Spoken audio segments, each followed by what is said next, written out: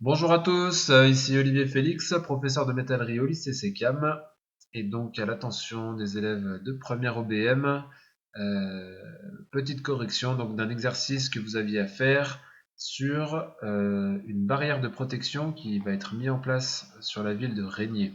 Et donc vous étiez chargé d'effectuer la préparation du travail en vue de déléguer la fabrication à un ouvrier. Deux grandes parties, une partie c'est le grand A sur le pliage et une deuxième partie qui concernait plus le cintrage de tubes.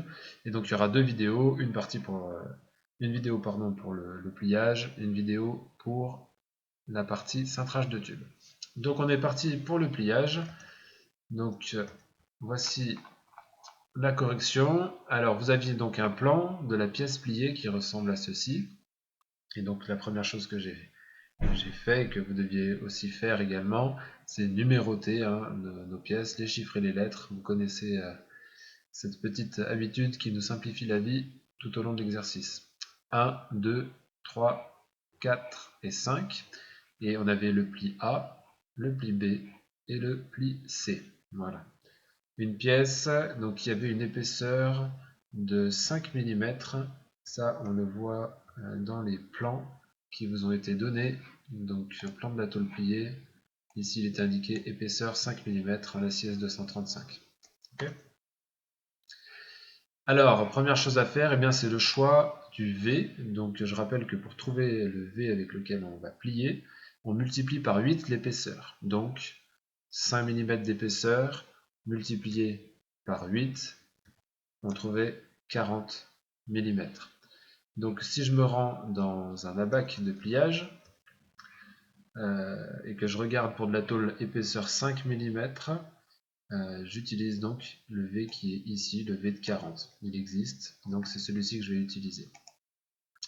Je vais relever les valeurs importantes dont j'ai besoin, notamment la force en tonnes par mètre, et puis également les delta L, donc pour un angle à 90 et pour un angle à 135 degrés, puisque j'en ai besoin pour ce pliage. Donc la force en tonnes par mètre est de 42 tonnes par mètre.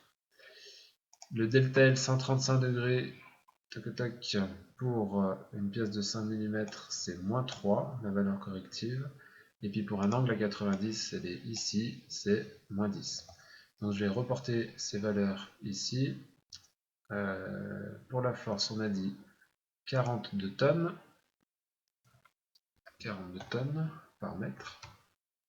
Le delta L 90 est égal à moins 10. Et le delta L 135 à moins 3. Voilà pour les valeurs des delta L. Étape suivante, c'est la recherche des cotes extérieures. Donc on voit ici le 50 par exemple, c'est une cote qui part de l'extrémité de la pièce mais qui vient à l'intérieur. Or moi j'ai besoin d'une pièce qui vient à l'extérieur pour mon calcul de longueur développée parce que je rappelle que la formule est la suivante, somme des cotes extérieures plus la somme des delta L. Donc il nous faut bien les cotes extérieures. Ici j'ai une cote qui fait 50 à laquelle je vais rajouter les 5 mm d'épaisseur qui me manquent ici. 50 plus 5 égale 55 mm.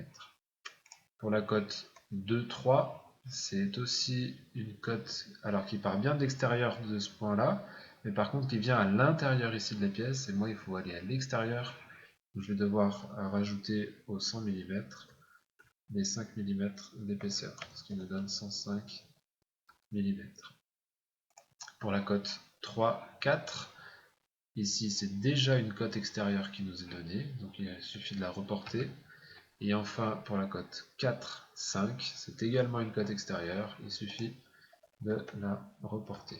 Donc avec ça je vais pouvoir calculer ma longueur développée qui va être égale à la somme des cotes extérieures, donc 55 plus 105 plus 180 plus 140. Voilà mes cotes extérieures. Et je rajoute toutes les valeurs correctives. Donc les valeurs correctives, c'est ici j'ai un pli à 90, donc ce sera moins 10. Un autre pli à 90 pour le pli B, encore moins 10. Et pour le pli C, un angle à 135 degrés, ce sera moins 3. Donc je rajoute, donc plus, j'ouvre une parenthèse, moins 10, moins 10, moins 3. Et voilà mon calcul. Et donc, si je refais ce calcul ici, donc 55 plus 105 plus 180 plus 140 plus, et là donc j'ouvre une parenthèse, moins 10, moins 10, moins 3, et je ferme la parenthèse, est égal à 937 mm. Voilà ma longueur développée, elle est de 937 mm. Je peux en déduire donc mon flanc capable. Le flanc capable, je répète, c'est 3 dimensions. C'est la longueur développée par la largeur de la pièce et son épaisseur. Donc 937, ce sera la première cote. La longueur de la pièce, on la retrouve sur le plan. Elle est ici, c'était 1100 mm. Donc par 1100, épaisseur 5 mm. Voilà, j'ai déterminé mon flanc capable. Là-dessus, on est tout bon. Il nous était demandé ensuite de compléter le contrat de phase de pliage. Donc, je vais mettre ça comme ça. Hop.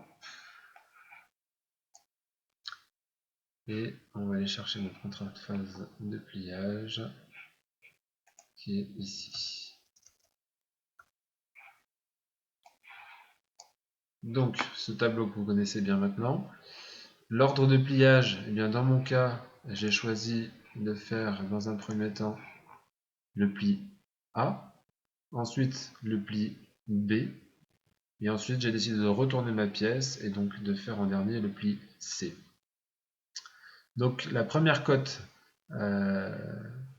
dont j'ai besoin, c'est donc la cote 1, 2, puisque je vais venir me mettre en butée sur 1 pour faire le pli A. La formule du calcul de la mise en butée, la cote machine, qu'on appelle CM, la formule c'est la suivante, c'est la cote extérieure plus un demi delta L. Donc dans ce cas-là, c'est 55, hein, la cote extérieure qu'on avait retrouvée ici, 55, plus un demi delta L, donc le demi delta L du pli A, c'est moins 10 divisé par 2. Donc 55 plus moins 10 sur 2, et on trouvait une cote de 50 mm. Voilà ma cote de mise en butée que je peux renseigner sur ma plieuse. 50 mm.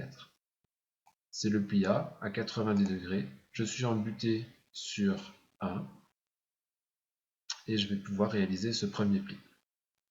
Deuxième pli, c'est le pli B. Je vais me mettre en butée sur le pli déjà effectué, comme vous pouvez le voir sur le schéma ici. La cote dont j'ai besoin, c'est la cote extérieure ici. Donc 100 plus 5, 105, hein, c'est la cote qu'on a trouvée ici. Et à laquelle on va ajouter un demi-delta L. Donc 105 plus un demi-delta L, moins 10 sur 2, ce qui nous fait une cote de 100 mm. Voilà la cote machine que je dois renseigner pour ce deuxième pli. Je suis en butée sur 2, hein, d'accord, on a déjà effectué le premier pli, et on va faire le pli B qui est aussi à 90 degrés. Enfin, je retourne ma pièce, cette fois je vais venir me mettre en butée sur 5, je retourne ma pièce, et donc pour faire le pli C, la cote dont j'ai besoin, hein, c'est 140, c'est déjà une cote extérieure, donc j'applique tout à fait de nouveau la formule, 140 plus un demi delta L, dans ce cas là on a un pli à 135 degrés, donc la valeur corrective c'est moins 3 divisé par 2, donc 140 moins 3 divisé par 2, ce qui nous fait 137 et demi. Voilà, on a, pardon, j'ai commis une erreur, c'est 138 et demi. Voilà, ça sera plus juste comme ça, 138 et demi pour la dernière cote machine. Je suis en butée sur 5 et je vais faire mon pli à 135 degrés. Voilà pour la correction de cette première partie. A tout de suite pour la correction du cintrage de tube.